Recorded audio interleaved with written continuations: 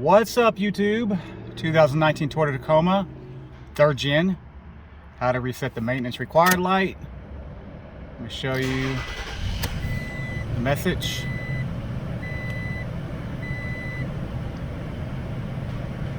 There you go, right there. Very simple. Turn the key off.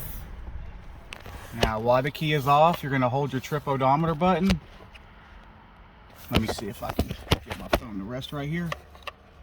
The trip odometer button to the left right here. That little guy. Not gonna be able to get it in the camera here. It doesn't matter if it's on mileage, trip A, trip B, doesn't matter. Just push it in, turn the key on, wait for everything to disappear there. There's little dots at the bottom of the screen that are flashing until they disappear and they turn into zeros. Let me show you that the message has gone away.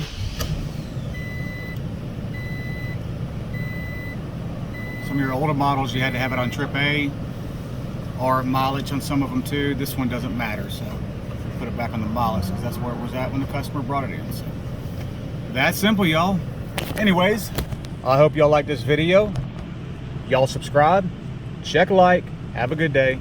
Peace out, YouTube.